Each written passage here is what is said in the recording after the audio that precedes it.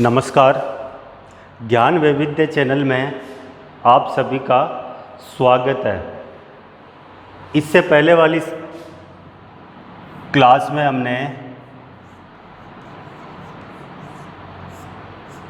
सिंधु सभ्यता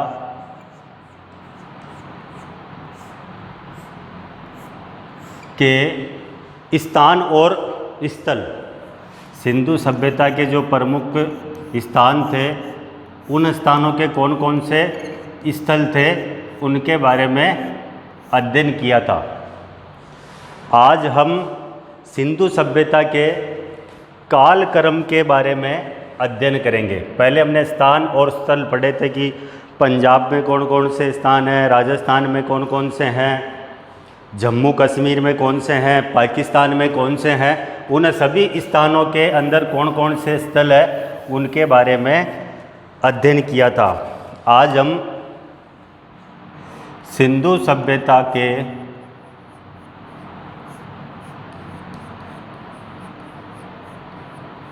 सभ्यता का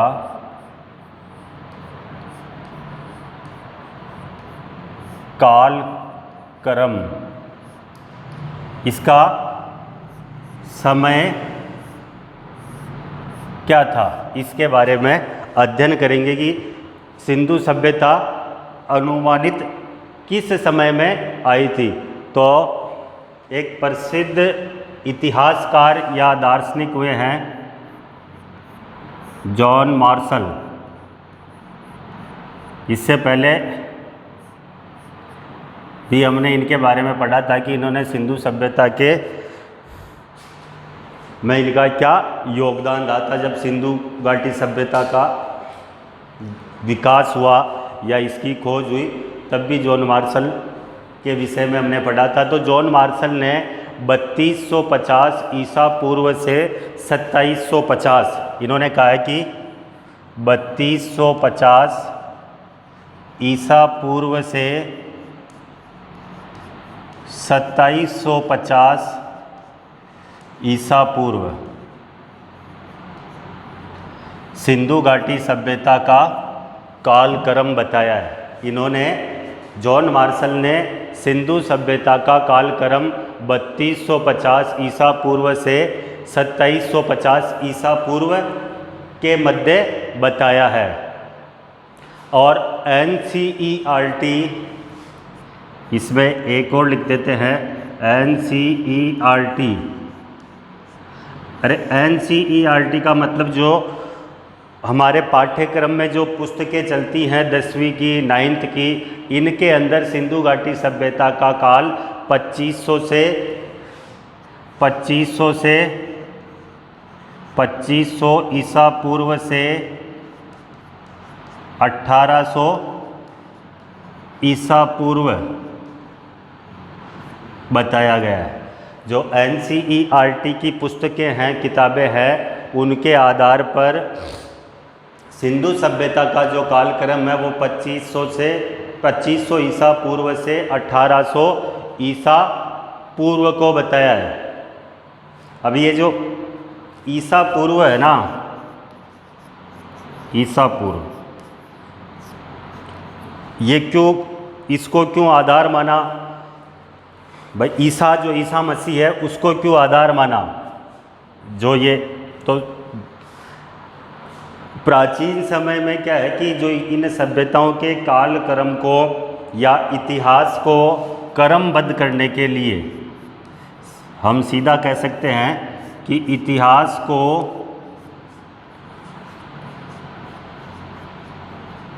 क्रमबद्ध करने के लिए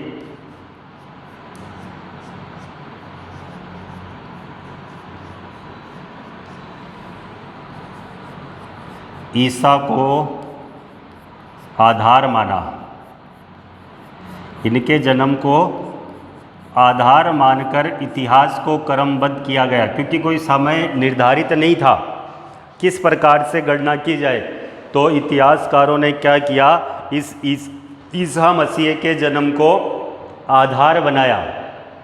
ईसा मसीह को आधार बनाकर जो घटनाएं घटी इतिहास के अंदर उनको उल्टे क्रम से ईसा पूर्व, तो मतलब ईसा के जन्म से भी पहले, तो इन घटनाओं को उल्टे क्रम में लिखा। किसको आधार मानकर? ईसा मसीह को आधार मानकर। भाई इतिहासकारों का यही था कि इतिहास को किस प्रकार से क्रमबद्ध किया जाए। तो इतिहास को ईसा मसीह के जन्म के पूर्व आधार मानकर क्रमबद्ध किया जा सकता है, निर्धारित किया जा सकता है। तो इसीलिए ये उल्टे क्रम में लिखी जाती है। 3200 ईसा पूर्व से 2700 ईसा पूर्व, 2500 ईसा पूर्व से 1800 ईसा पूर्व। तो ये था सिंधु सभ्यता का कालक्रम। जॉन मार्शल ने कहा 3250 ईसा पूर्व से 2750 ईसा पूर्व। और NCERT की जो पाठ्य पुस्तकें हैं उसमें अपन पढ़ेंगे 9th और 10th में भी, तो उसमें NCERT की जो पाठ्य पुस्तकें हैं सामाजिक की, उसमें से 2500 ईसा पूर्व से 1800 ईसा पूर्व सिंधु घाटी सभ्यता का कालक्रम बताया गया है। अब इसके बाद करें सिंधु सभ्यता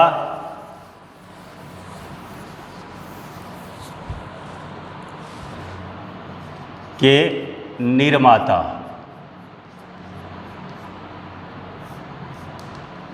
सिंधु सभ्यता के निर्माता, कि इसके निर्माता कौन है।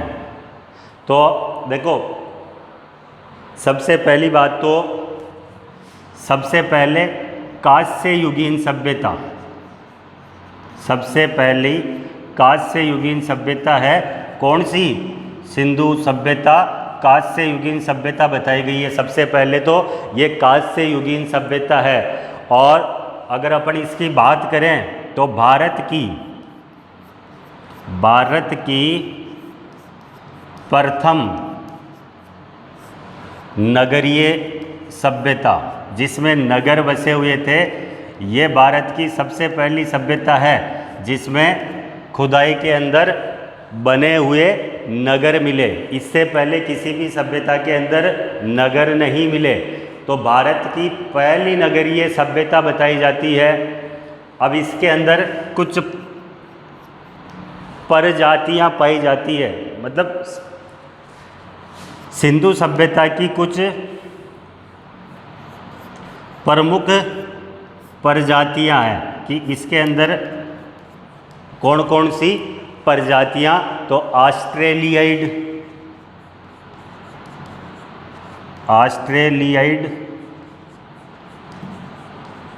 ये सिंधु सभ्यता की एक प्रजाति है।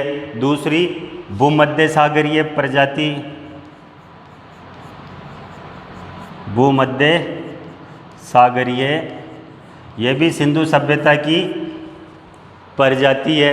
इसके बाद में अल्पाइन, ये भी सिंधु सभ्यता की एक प्रजाति है। तो एक मंगोलियन।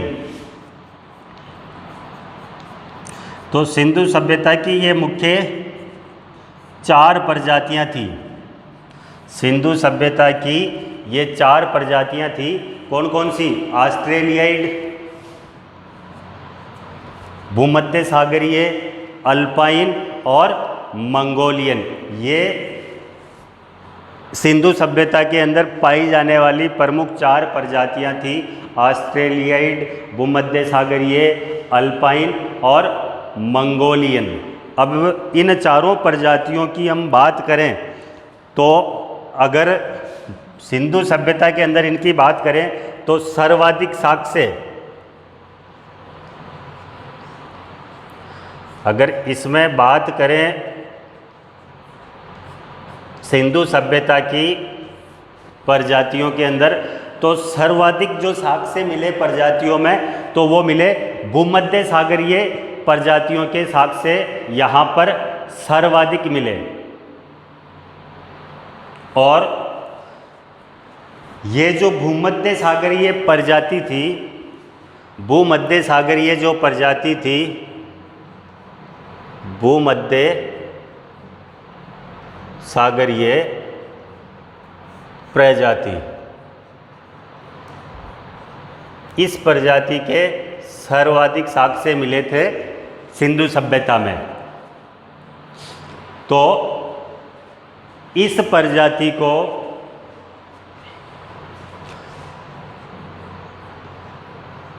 द्रविड़ कहा जाता था।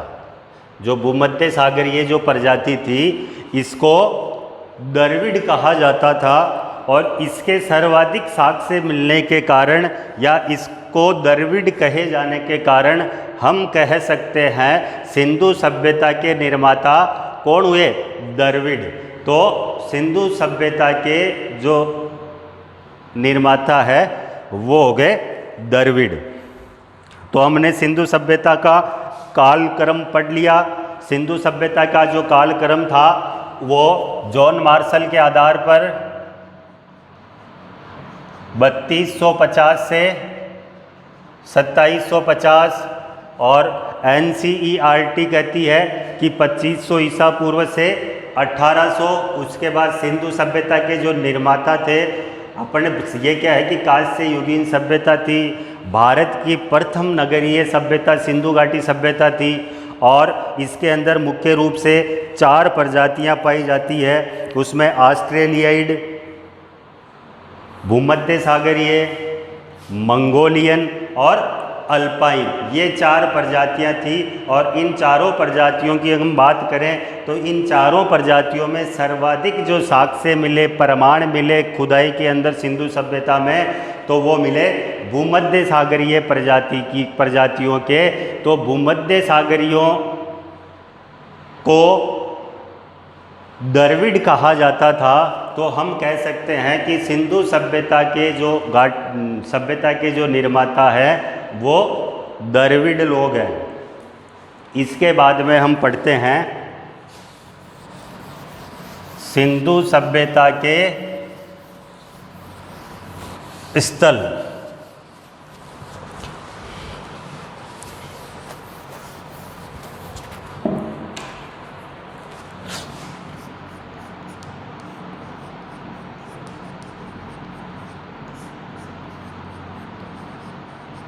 सिंधु सभ्यता के स्थल।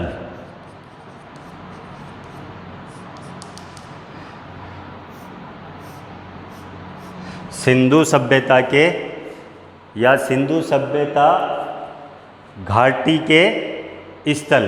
तो इसमें सबसे पहला स्थल अपन पढ़ते हैं हड़प्पा। सिंधु घाटी सभ्यता के स्थलों में सबसे पहला स्थल हम पढ़ते हैं हड़प्पा। तो इस हड़प्पा जो सभ्यता थी, हड़प्पा जो स्थल है सिंधु घाटी सभ्यता का, इसका सर्वप्रथम उल्लेख इस सभ्यता का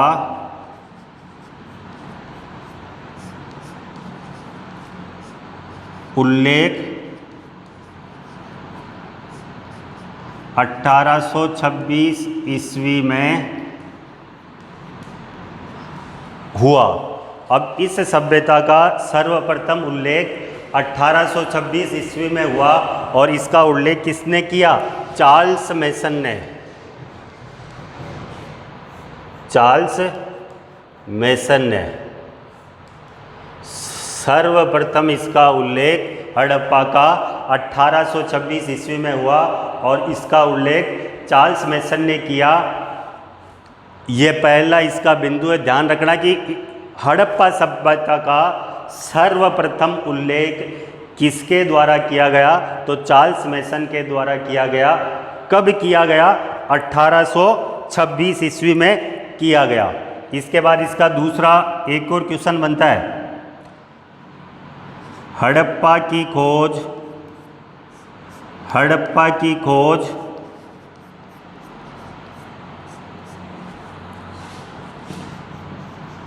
दयाराम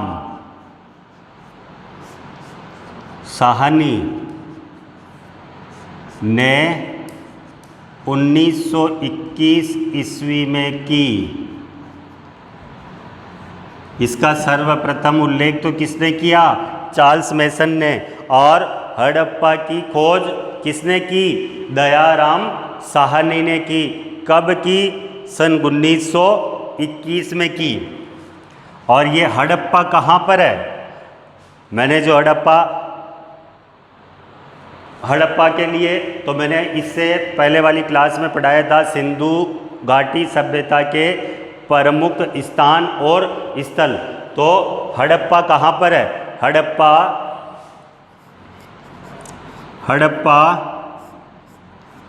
पंजाब। कौन सा? पाकिस्तान वाला।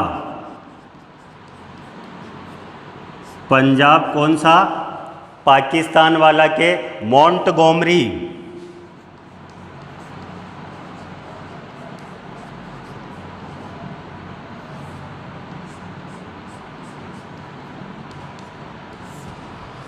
मोंटगोमरी जिले के अंदर ये हड़प्पा सभ्यता है, वहाँ पर है। तो हड़प्पा सभ्यता पंजाब प्रांत पाकिस्तान वाले के मोंटगोमरी ज़िले में स्थित है।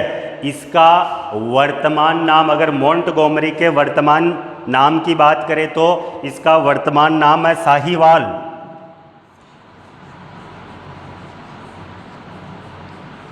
अगर वर्तमान बात करें कि वर्तमान में हड़प्पा किस ज़िले में है तो साहिवाल के अंदर है। पहले इसका नाम था मोंटगोमरी। और ये जो साहिवाल जिला है ये रावी नदी के तट पर स्थित है। रावी नदी के तट पर।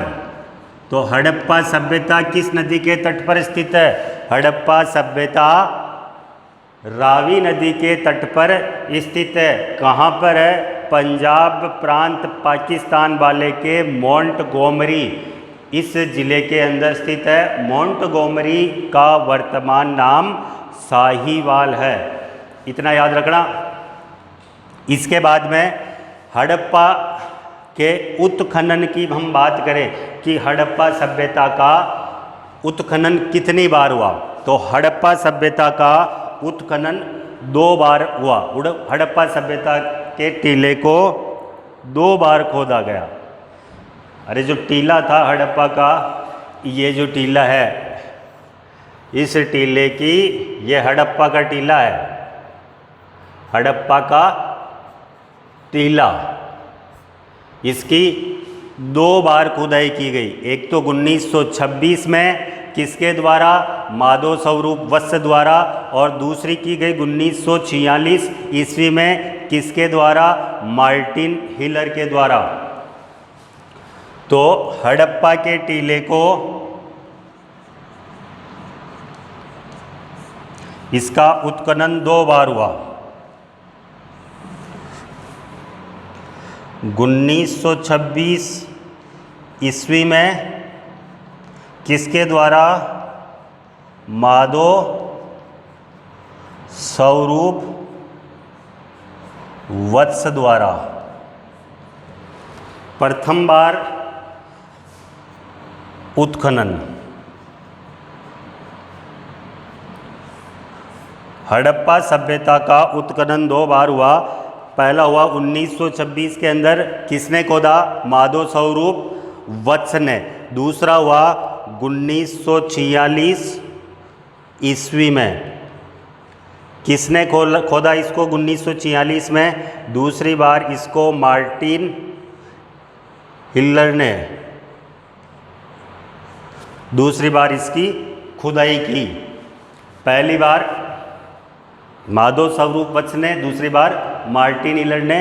पहली बार कब की? 1926 में। दूसरी बार कब की? 20 साल बाद में दूसरी बार इस टीले को। पहले बार तो माधव स्वरूप ने सन 1900 में खोद दिया और फिर उसके बाद में इस मार्टिन हिलर ने इसको 20 साल बाद दोबारा इसकी खुदाई की गई। तो ये हो गया हड़प्पा का जो स्थल था। हड़प्पा इस सभ्यता का सर्वप्रथम उल्लेख 1826 ईस्वी में चार्ल्स मेसन द्वारा किया गया। हड़प्पा की खोज दयाराम साहनी ने कब की? सन 1921 ईस्वी में की। हड़प्पा कहाँ पर स्थित है? हड़प्पा पंजाब प्रांत पाकिस्तान वाले के किस ज़िले में? मोंटगोमरी ज़िले में। इसका वर्तमान नाम साहिवाल हड़प्पा अगर पूछे कि साहिवाल या मोंटगोमरी जिला किस नदी के तट पर स्थित है, तो रावी नदी के तट पर।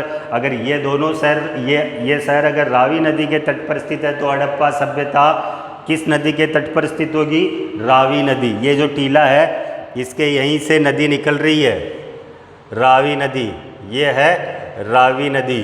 तो ये इस नदी के बाएं तट पर, ये भी ध्यान रखना, इस नदी के बाएं तट के ऊपर स्थित है कौन, हड़प्पा सभ्यता। इसके बाद में जब इसकी 2 बार खुदाई की गई तो इस टीले को भी 2 भागों में बांटा गया है। हड़प्पा के टीले को भी 2 बार खुदाई की गई, दोनों बार जो मिले साक्ष्य उसके हिसाब से इस टीले को भी 2 भागों में बांटा गया है। हड़प्पा, इसकी 2 बार खुदाई की गई और उस टीले को भी 2 भागों में बांटा जाता है, पूर्वी टीला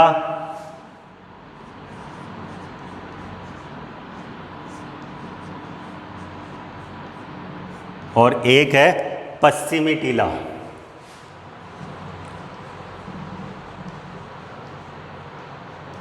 हड़प्पा के टीले को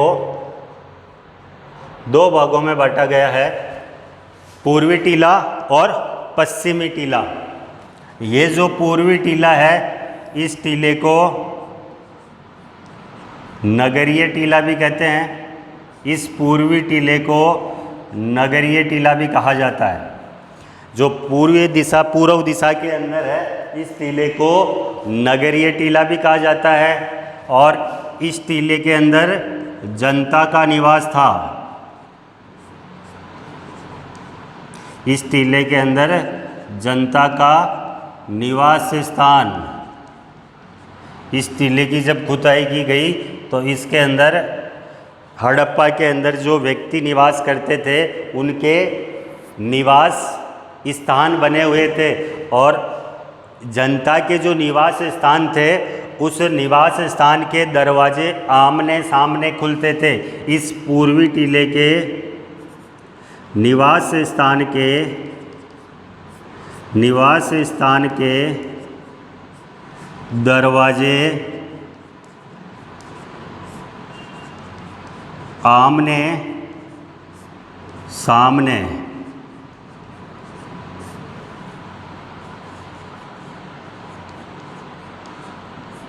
आमने सामने खुलते थे।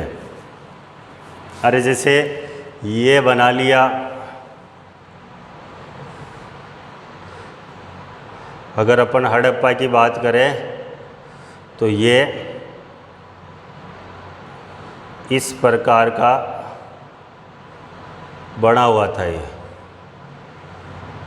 और यहाँ पर मकान बने हुए थे, ये बीच में रोड हो गई और ऐसे मकान बने हुए थे उसमें हड़प्पा में,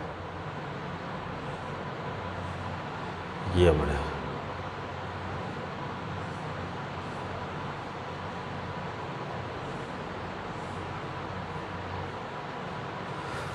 इस प्रकार से मकान बने हुए थे और इनके दरवाजे आमने सामने खुलते थे, इनके दरवाजे आमने सामने खुलते थे।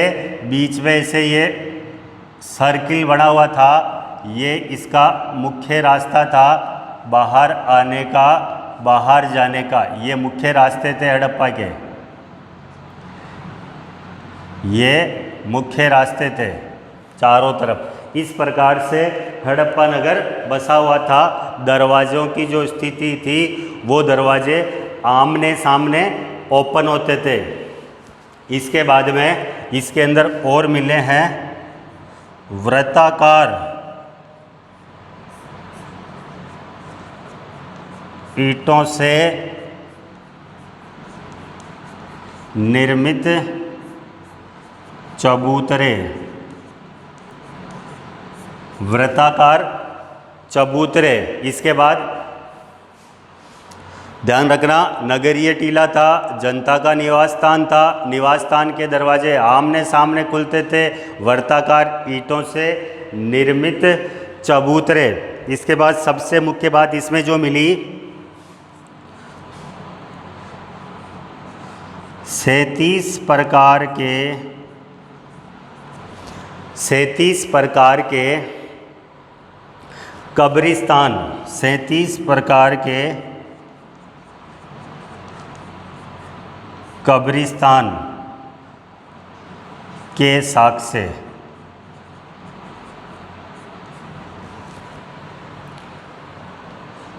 अगर इनकी बात करें तो ये मिले थे इस टीले के दक्षिण भाग में। इस टीले के दक्षिण भाग में 37 प्रकार के कब्रिस्तानों के साक्ष्य मिले थे। इनको R37 तथा H नाम दिया गया।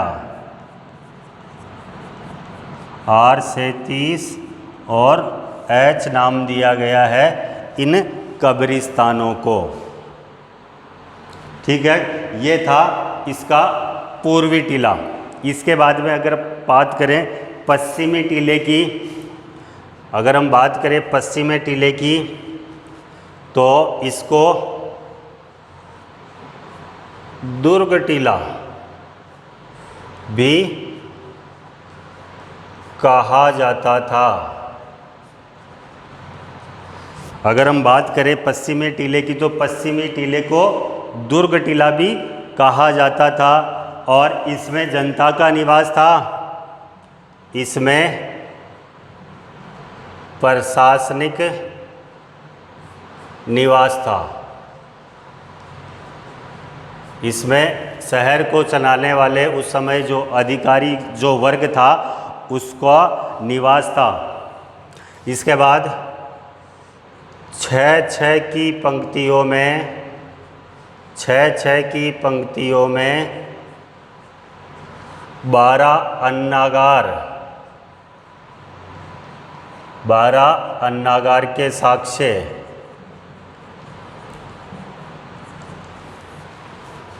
ऐसे 6-6 की पंक्तियाँ बनी हुई थी, 1 2 3 4 5 6, ऐसे 6-6 की 1 2 3 4 5 6। तो ऐसी पंक्तियों के 12 अन्नागारों के भी साक्ष्य मिले हैं। इसके बाद श्रमिक आवास के साक्ष्य। पश्चिमी टीले के अंदर श्रमिकों के आवास के भी साक्ष्य बने थे। इसके बाद में मजदूरों के